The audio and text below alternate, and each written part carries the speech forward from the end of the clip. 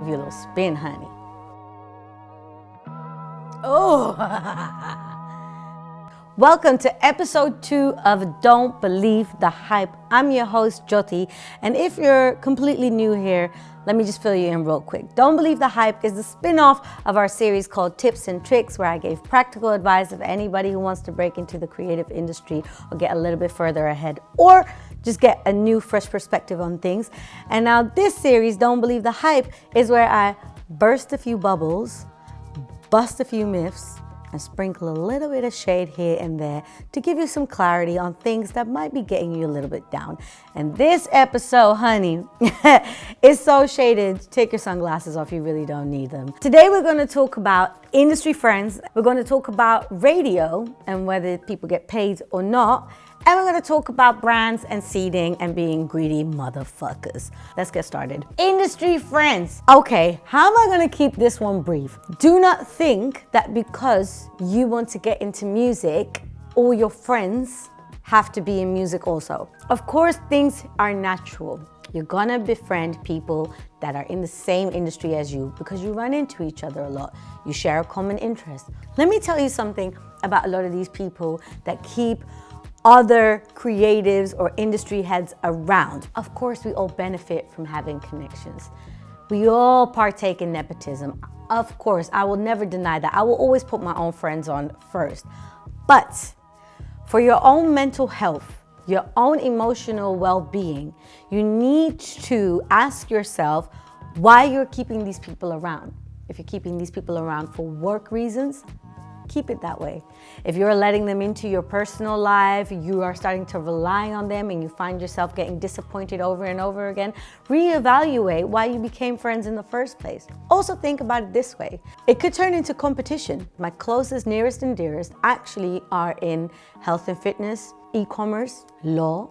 One is a motivational coach, another one is a yogi, some of them are in fashion. And they've actually contributed to my career in many different ways, way more than other DJs. And I say that with a disclaimer. I'm not discrediting other amazing DJs who have hooked me up before. But when it comes to an all-around friendship and a bigger addition and adding value to what I'm doing as a human being and my happiness, so remember that. You see all these people rolling around with these like influencer circles, they're not happy.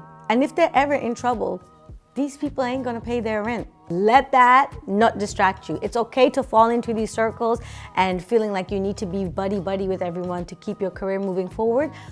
Keep it on a surface level. Be civil with people. Don't let them into your life. Remember my words. Hey, did you get my earrings? Look at that.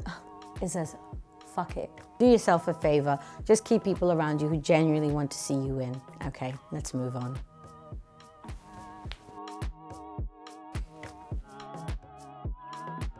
What's good, ho? Second segment of today's episode, radio. More specific, me getting paid for radio. A lot of people have for years been under the illusion that I work at my radio station, or even more kind of zoomed out that I get paid for any radio that I do. Let me break it down for you real quick. And yes, there are gray areas here, so keep that in mind. But no, I do not get paid for my radio show. I never have. There's different radio stations. There's online radio stations, pirate radio stations, community radio stations, uni radio stations, and then there is the commercial ones, the one funded by the government, like the BBC. Is that government funded? Would you say it's government funded? It comes from tax money, so yes, I guess. See, if you find yourself on a commercial radio station, a station that actively makes money by running advertisement on the station, everyone on that station is getting paid. Whether you are on it 5 days a week, or once every 2 weeks, everyone gets some sort of compensation. Now, when you're on radio stations like the one I'm on, which is way more for the culture, way more kind of niche, it's breeding talent, it's kind of exposing more subcultures and unknown movements and sounds that won't often be represented on mainstream radio, and if they do, it's usually 5-10 years later than when it was a thing.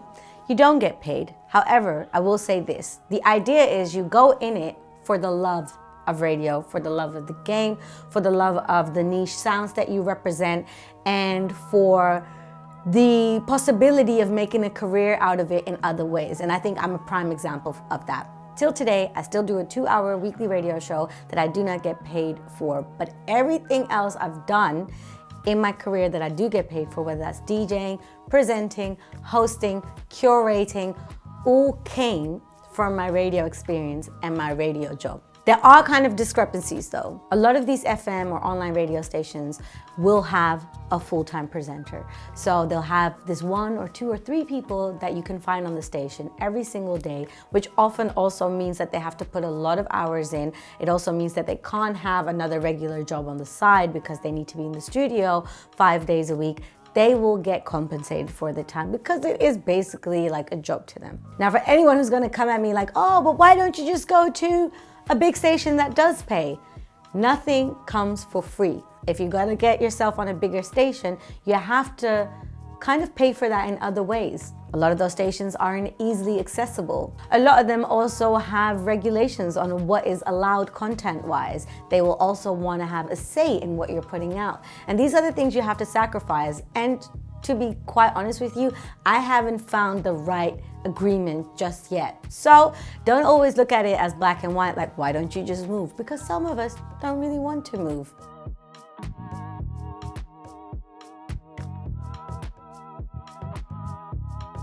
Right, final segment of today's episode.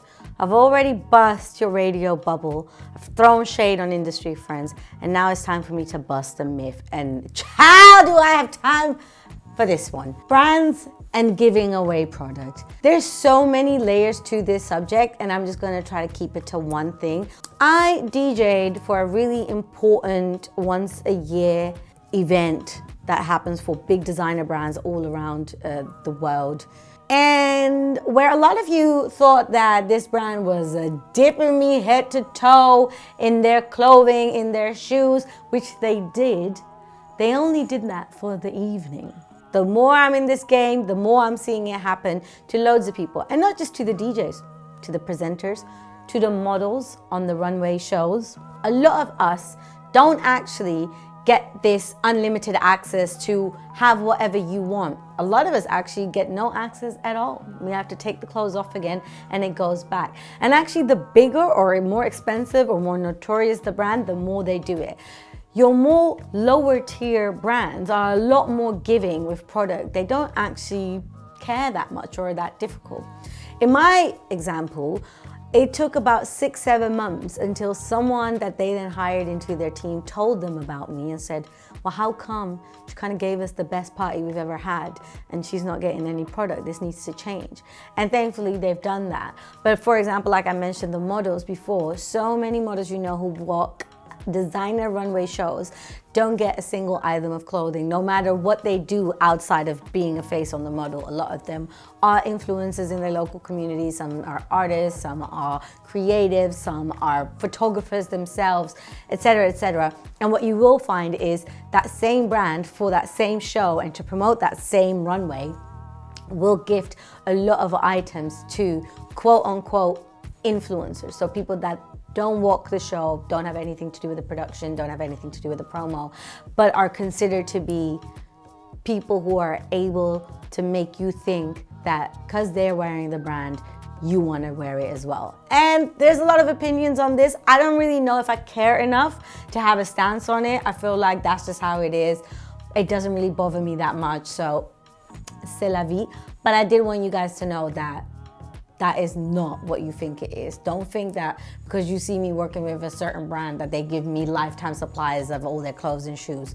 And on that, we've come to the end of episode 2. Hit that like, leave a comment. I really want you to tell me what other things you want me to talk about.